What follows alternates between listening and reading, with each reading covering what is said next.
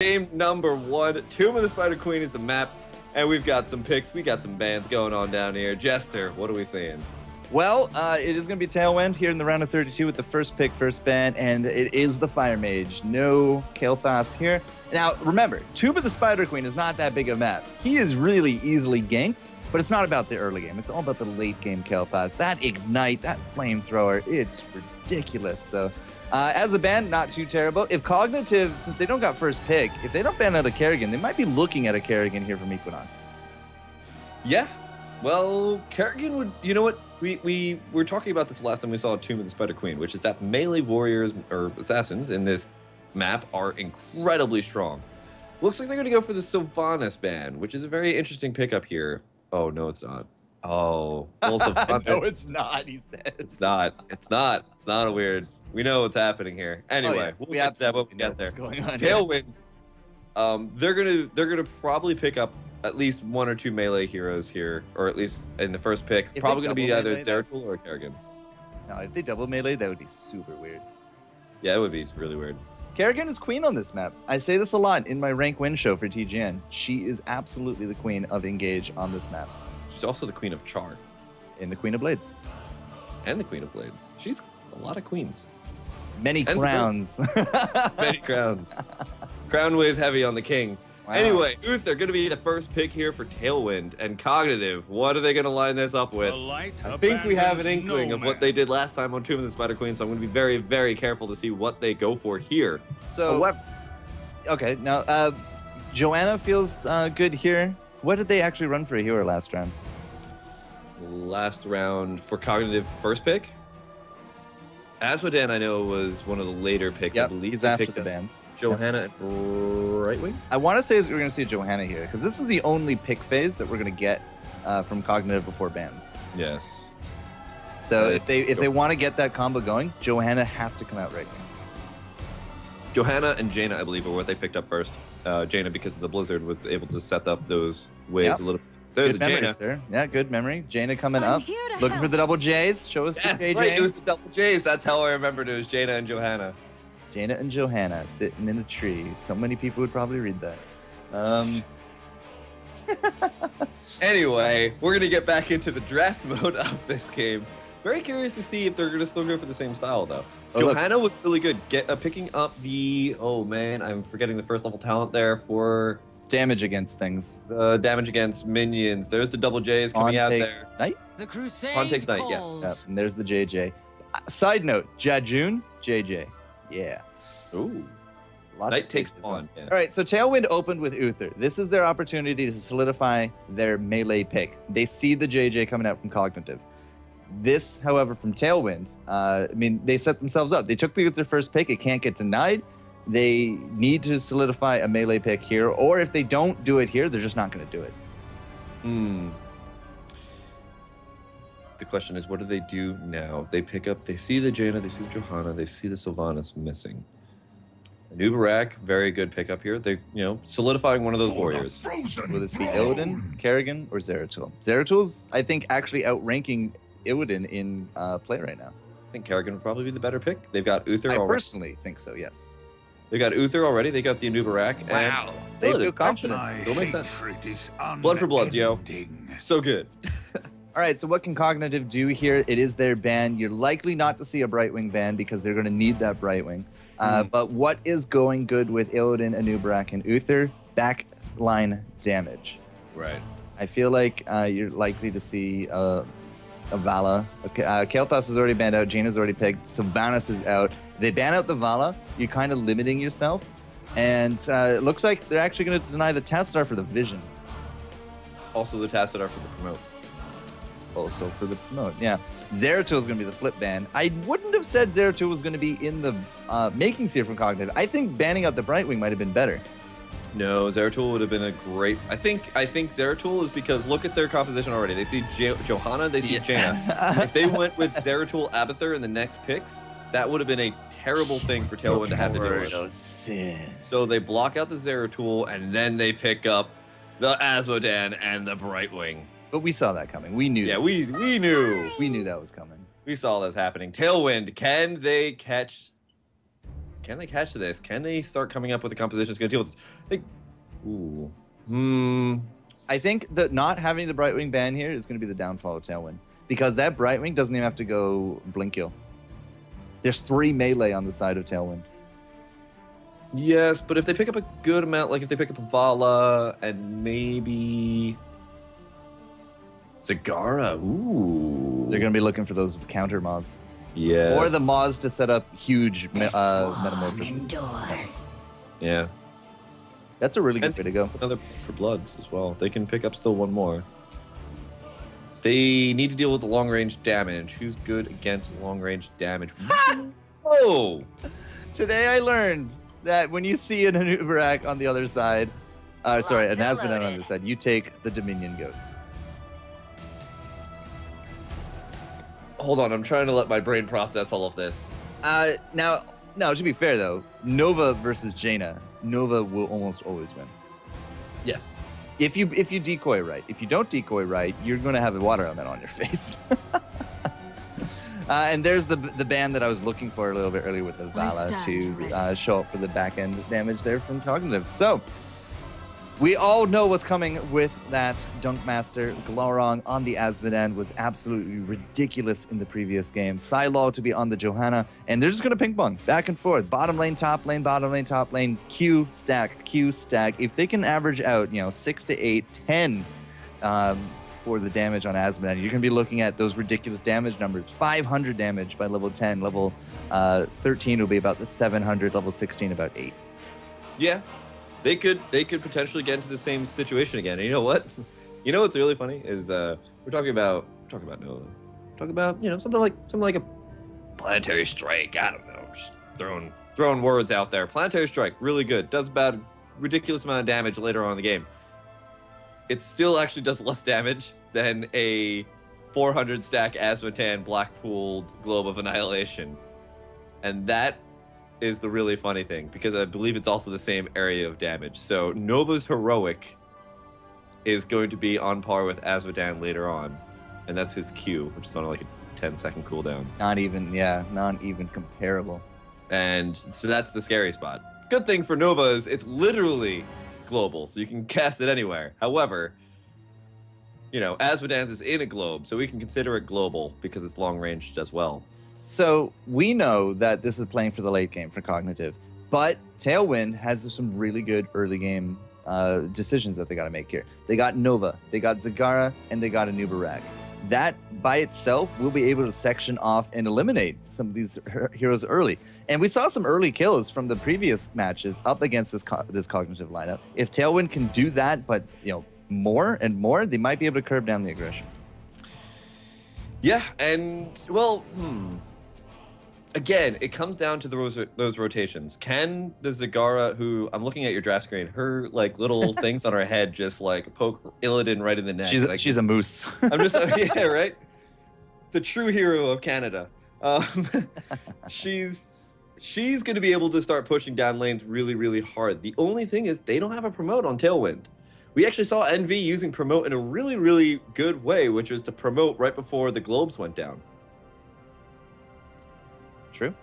Yep, true. I see what you mean by the chat. The chat is just all up in Jadjune's script. I just minimized it because I let them get into my head, and all of a sudden they go crazy. So I'm just curious to see. I don't really see a way for them to stop those globes except for just literally getting kills on Asmodan. We also don't have any promotes here from Tailwind. Yeah, that's what I mean. The promote was what Envy used to really mitigate some of those globes getting kills. But still, I mean, that's a 2-charge 45-second cooldown per. Still not exactly an answer to it. But, I mean, either way, we've seen this Cognitive lineup before. It's up to Tailwind to show their stuff. Game number 1 here of the round of 32. Cognitive and Tailwind for the road to BlizzCon NA June 2015. Mr. Sham 2, who's on the left-hand side here? On the left-hand side, we've got Cognitive Gaming in the blue. Glaurung on the Asmodan, already picking up that pace for blood. Gonna get more and more damage per kill with the globes. Icona on the Brightwing. Silo on Johanna. Hospital on the Jaina. Shot coming in here with the multi-shot. Oh no, actually Hungering Arrow build already on Vala. And that rounds us out. On the flip side, though, some really big, heroes, celebrities have banded together to create Tailwind, Equinox on the Illidan, J-Kirps on the Anubarak. We got Jajun on the Uther, that nasty Uther coming into play. Tinkara, #1 assassin NA, at least according to his stream title. It's going to be on the Nova, and Steel Rain on the Zagara. I can vouch for the Steel Rain Zagara. I can vouch for the Tinkara. They're absolutely ridiculous. Chat vouches for Jajun, and of course we know J-Kirps, we know Equinox. This is going to be a heck of a match, sir. I'm already pretty excited because already we're starting to see those globe stacks starting to pour in here already, up to 10, first 30 seconds, and the first one mini creep wave. wave, 10 damage. Max you can get is 14. That's pretty ridiculous. There it is again. Yeah, he's doing really well. Another 10 each time. So already, they need to realize it. Yeah, I said this. If you average 10, you're looking at ridiculous numbers by level 10. 10 for 10 for 10. We're going to hopefully see whether or not actually this team, this Tailwind, can catch word of this. If they can realize what's going on here, if they can start to deal with this, is the question. So one thing that comes to mind is because they're ping-ponging bottom and mid, back and forth, you already have big damage going down on top of Equinox up top. Tinkara has now visited there for that gank, and Equinox is just going to keep pushing in this lane. If they can start forcing out siege damage this early with evasion, with those Nova ganks, just continually keeping the Brightwing at bay, then they might be able to break this ring up early. Well, that's the issue, though, is that, you know, those siege advantages, those taking those towers, even when we saw Envy Gaming going up against this, they got early kills. That's nice. That's great. What you need to do against this composition is stop the globes. You can get that small early advantage, but that's not going to help you when those globes start hitting for too much that you can actually even heal for. The only thing that can really stop the globes is mid lane with Jajun, and he has to throw out a wave of light at the right moment. And that's basically all you can do at this point. There's nothing else to break up this ring early game except like having a 5-man death ball come down. And I just don't see it happening. Equinox is just continually pushing in. Nova is roaming, but not really finding any kind of big targets. So the response from Tailwind so far has not really hit the mark. You know what's hitting the mark right now? Do I have to ask? Next wave, it's going to be 100. Oh my God, already? He has hit 10 per 102 at 232. I think that's a new record, ladies and gentlemen. A new world record! Wow, he is PR'd here. Ladies and gentlemen, we are watching the Olympics of Azmodan running around and picking up globes. This is so impressive. And they're just not stopping him. They're not even doing anything, actually. They need to do more than just harass Iacona. And that's what I mean. We need to actually start seeing heavy aggression top. If you can't win the other two, you've got to be winning that third. And so far, I just don't see evidence of that. However, this is the tried and true practice. Oh my goodness, the double promote is ridiculous. Yeah, it is. It's just way too much for Equinox to even deal with. Yeah. Okay. Even with Immolation at level 4, which he already picked up here, it's his AoE damage is very, very nice. Because of that Immolation, he just kind of stands in the middle of the lane, but promote, pretty good. Meanwhile, you know what else is pretty good? Globes of Annihilation, 271 damage without anything. Jeez, I mean, the cap is 500, and then 2.5 minutes in, you're already 20% of the way there. That is... I mean, I mean, obviously, we're going to talk a lot about Glorak, but I really want to, look at these other lanes. Iacona is actually, keeping pace here with Equinox, pushing him back. There's virtually no siege damage there done at all. Gate is already down. Tower is down. Shot continually pressures in up against Jajun. Might have the best Uther NA, but by himself, he's not going to be able to repel damage of this magnitude. And, what was the point of Nova? So far, she's only ever ganked top. I've not seen her do anything else. And you know what? That's what I was going to make my next point. When you go against somebody like a Brightwing, she's got her own sustain. You need to go against somebody who doesn't have that sustain, the ability to heal back up that damage by just taking a breather for a couple of seconds. That's the issue here. Unfortunately, because you keep trying to go against the same person and you can't actually get the kill, all you're really doing is just tying up 2 resources to deal with 1. Level 7s have now been achieved. Blue web weavers are going to be out there on the floor. A lot of gems were collected because of those dunks. You see Shot here in the bottom, also just collecting a few more. No ammo on these turrets. Steel Rain on that Zagara might be a great Zagara, but at the same time, if you don't have any creep waves, you can't push. And that has really just kind of sealed the deal on that single lane. Yeah, and already coming up into the top lane, we've got a pretty big push coming up here as well. They've got Equinox trying to clean up everything, but he's going to lose a couple of towers here. Meanwhile, mid lane already lost the towers, already pushing down in onto the fort, and the rest of the might of Cognitive Gaming is pushing down here on that bottom. And just, I mean, is this going to be a quick fort? 5.5-minute fort, 6-minute fort? We got really a big, huge push bottom. Steel Rain can't do anything about it. You talked about top. It got pushed down to half. Mid is going to get eventually cleaned up by J-Crips and crew, but there it goes, my friend. 5 minutes, 35 seconds. First fort and a level lead going the way of Cognitive. Envy was able to start dealing with a little bit more of the experience advantage at this point. They were still tied. In fact, they were still tied until about level 10, level 12. Right now, if Tailwind doesn't start picking up where their game is, they might not be able to even challenge them later on. 224 damage, Sham2. Yeah, it's a lot. Right now, Cognitive is at a really good spot, really good lead. Are they going to lose team fights? Are they going to be able to deal with the team fight later on coming out here from the might of Tailwind? That's going to be the question. Well, I mean, they had a big drop on top of Silo here, but even just with Iacona, they take down Illidan. They deal with him so very quickly. Condemn will be the second kill there as well with the Anubarak, and if we can get anything on top of this Uther, that dunk is going to seal the deal with a 3-0 and a fort to boot, level 10 to 8, and this is just going bad to worse for the Tailwind. Hold on. 798 damage at level 10. Sorry. I don't know what just happened there, Jester, but I recommend you probably go see a doctor. I can recommend a hospital. Yes. Fun Master beats me to it. Yeah, you're not going to win here. Oh, 849 damage with that black pool, and this is a dead triple fort situation. 11 to 9. Cognitive has this map's number. He does. They have been practicing this quite a bit. Iacona didn't even drop to the Envenom. Yeah, assuming that was Envenom. Yeah, that was totally Envenom. Nova still can't even get the kill. They still have 0 kills on their team, and that's a big issue. When you're an Assassinate team with an Illidan, with a Nova, you're not able to pick up those kills, you're not allowed to assassinate things, then you got a bit of a definition issue here on the function of your team. All right. Glaurung, rest of the team here for Cognitive. Silo tanking up that top boss, but it's noticed in Throw Pit. Can Equinox start turning this around? There's the Divine Shield. Can he actually start doing some damage here? Planetary Strike going down, doing a good amount of damage here. Are they going to be able to do some things here? Yes, a very nice maw. Already Brightwing falls. Hospital going to fall here too. Oh my god. Wow, that was a really nice turnaround. Did they get the boss? No, the boss reset. That would have been definitely a nice cherry on top of that. But, I mean, we had to wait for that. The heroics were absolutely needed for that engage. Equinox got a really nice metamorphosis out. You saw all that damage is basically negated. And a really nice maw as well. That set up, they got the kill on top of the Brightwing. They depraved a lot of gems right there from Cognitive. And we get our own dunk down as well. Finally, a little bit of life coming out from Tailwind.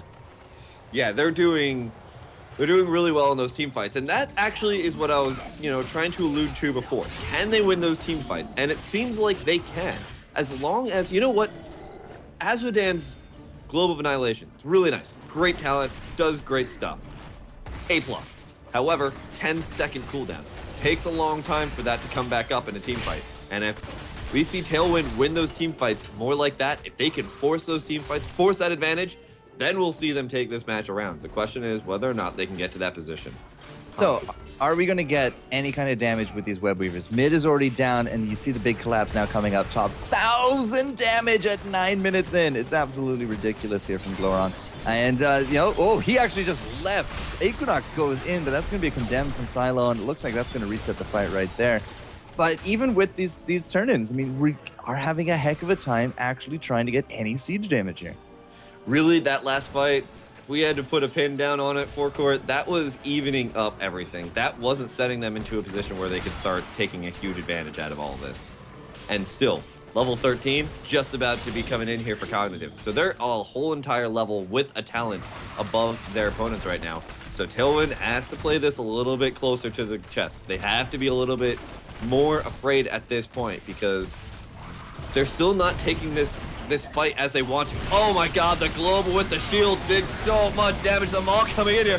doing a good amount of work, but the planetary strike gonna be able to turn things around pretty quickly. They pick up the Brightwing, but the globe comes in, and oh, absolutely wrecks so much. The global annihilation, as he's called it a little bit. So many gems are on the floor. That actually didn't look so bad at the initial part of it. Yeah, the dunk started out with Glorong, but that also led us into a 2-for-2 situation until the 10-second cooldown came up and Glorong was able to seal the deal again. 1,100 damage, and taking Jejun with that Uther is the only survivor out of it, and that will be the blue web weavers now released into the map. Yeah, and this is becoming a little bit scarier again, right? 428 damage, Sham2, at the 10-minute mark. Somebody call somebody who knows how to deal with this, because I don't quite have a docket on how to deal with this type of a situation. This was not put in the brochure here when I was told we were coming to Tomb of the Spider Queen. I don't know what to do here. I absolutely have no idea what to do here, sir. It's just kind of ludicrous to think that you can actually hit that cap. Nice Divine Shield bottom. It will actually keep that cigar up. Had to, trade an ult for an ult, but I mean, we talk about this a lot. We saw Tomb of the Spider Queen, and we just kind of looked at each other on our cameras and just said, "Oh yeah, all right, we know what this is going to be." I think this is even a faster cap than last time. I'm going to take a screenshot at 500. I think that deserves a wall of fame right there. Yeah, well, it's 456 right now, so it's not 500 just yet. But it's close. It's getting there. It's getting there, man. It's 11 minutes. All right, Equinox and crew. They got to find these fights. They've shown they can take down Hospital. They've shown that they can take on Iacona in these fights. And, minus a healer, minus that big DPS, you should be at a bit of an advantage. But they just do not have an answer for this Asmodan yet. And that's going to be the big problem here is, do you have the answer? Because when we who can see everything, the casters, not like, some sort of gods or something like that. Well, in some of our own heads. In some of our own heads, we're gods, am I right? But when we can see everything and we're looking at this, we're like, I don't really have a direct answer for this. It's got to be even more troublesome when it's all the shroud that the other team sees. They don't see everything that we can see. And they are looking at this as just an abominable force coming down upon them from somewhere across the map all the time. 494, sir. I'm waiting for that 500 in the screenshot. I got it ready here. I got it ready. It's probably going to be at the 13-minute mark, too. It's going to happen. It's coming. Here it comes. Nope. 496. All right. Steel Rain, he took a huge hit with that. Look, just ridiculous amount of damage. That was quite literally half his health bar. And there it is. 500 damage. 500 damage. 13 minutes and 9 seconds. I think that's a new record right there, ladies. That is absolutely amazing. However, we've got a pretty good engagement going on here. It's going to give them a little bit of a shot in this game as they take out shot in the very initial parts. But they're taking a globe of annihilation that's going to do 1,400 damage. Silo now is the target of everybody from Tailwind, but he's going to get away. Did pop his shield. And wow, it's just constant damage. And you see the strategy here from Cognitive. Is there a team fight you can't win? Kite. Wait 10 seconds. Damage. Kite. Wait 10 seconds. Blow up Illidan. Yeah, they definitely did that last part pretty well. They blew up the Illidan very, very quickly. And that takedown is going to give them map control and looks like it's going to be as well as another gem turn-in. Another gem turn-in coming in. 500 damage. You know what? I specifically made this function for these things. But 500 damage, that deserves a wow. Yes, it does. It definitely deserves a cattle prod wow. It's very, very scary to deal with here.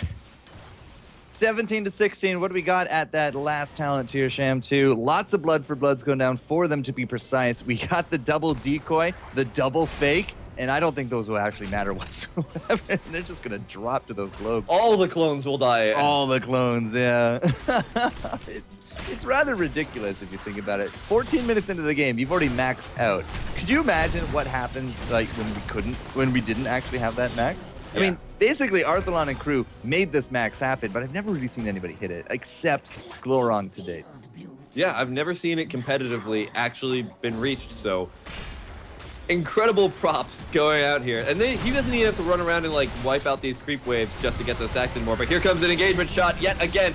Gonna go down very, very quickly. But Uberak is also eliminated very, very handedly as well. So trading 1 for 1. There's the Maul coming in here. Silo now gonna take a lot of damage. Gonna have to pop his trait to get on out of there. The damage coming in from the globe is ridiculous, but didn't actually hit any heroes. 1,700 damage at level 17 is an average of 100 extra bonus per level. Oh my God, that going up my mouth a little.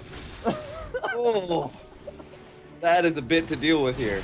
And you can't even like feel safe behind your wall. Like when you're going against a Nova that can easily one-shot you, or just get a really good combo down, you kind of stay behind your wall. You play a little safe. You make sure you don't have below half your health.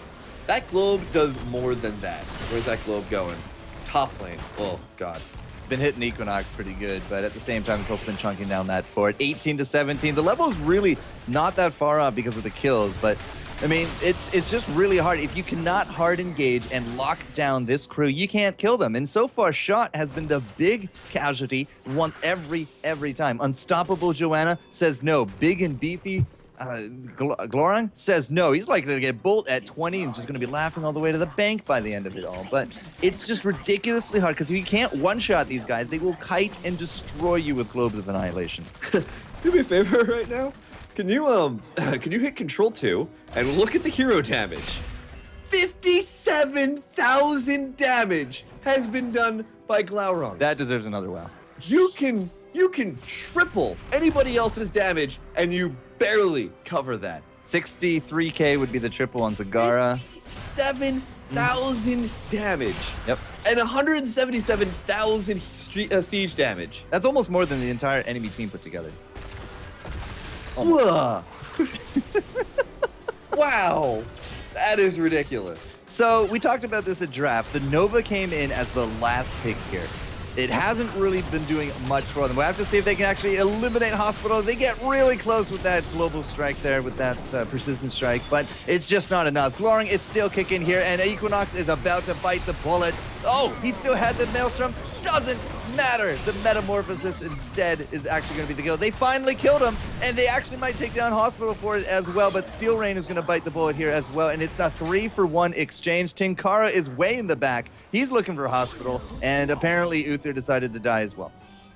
Yeah. Tinkara, what you doing? Come on, Tink. Make it happen. Make it happen. Go, Tinkara, #1 assassin at A. Yeah, it's not. Only one left. It's not going to be able to do that much. So props, we killed the Glorang. Problem is, you lost your entire team for it. And again, I gotta call into question the last pick Nova. What was the purpose? It's clearly not serving it. Yeah, and I agree there. It's gonna be the biggest issue I think they have to really deal with in terms of their team composition. She's a huge liability. 2,500 health. Those globes hit for 1,700. That's way more than half her health. If they ever get hit, the Nova, if Tinkara ever gets hit by the globe. So that's very scary to deal with. Especially because she doesn't really have escapes. She can see the globe coming in and she's going to have to just deal with her fate. So Tinkara was the only survivor. She's still here. She's going to get caught. Unfortunately, she just had no real kind of pressure that she could put up. She defended bottom lane a little bit, but even at that point, I mean, anti-armor shells, you're not going to be clearing waves. You don't have penetrating snipe. You don't have AoE snipe whatsoever. And there's a boss now on this keep. The keep is done. Glorang is finally catching up, dunks down on top of Steel Rain, who's basically out of this fight from here on. He's going to have to throw out that maul or just pay for it all. And Anubarak apparently decided to go in, but there was nobody on his team to help him. Dunks down and dunk ahoy. Jejun is going to drop. Equinox is out. Tinkara once more alive and healthy on that stealth. But this is game, my friend. Game #1 with a max out at 13-minute Glorang Azmodan. Things of legends have been born today. Cognitive Gaming has shown that they have practiced this map quite a bit. And with that type of gameplay on this map, on this day of Road to BlizzCon, it's absolutely blowing my mind how well that they have practiced that out. Unfortunately, if somebody else watches their draft, they see what they go for, they could possibly ban it out. But until then, guess what? They're going to have free reign over their opponents very easily with those globes. They had free reign over that Steel Rain, and they called all the shots and put them in the hospital, my friend. It just worked out ridiculously well. And we knew that was coming. We can't say anything to the players, but we knew 100% as soon as they saw Tomb of the Spider Queen. we were just like, we were right there. We connected. We didn't even have to say words. We just thought it. We just looked at each other, just like. Asmodan. And then Glavrog just messaged me and goes, Asmodan? And I was just, yes, please. And he did really well. 13 minutes, man. That's ridiculous. That is ridiculous. So good to see how everything comes out here in the first match of this best of 3. However, we saw this last time as well. Envy Gaming came back in game number 2 pretty well. They still didn't win, but they did a better job in the next map. Let's see if our friends here at Tailwind can do the same.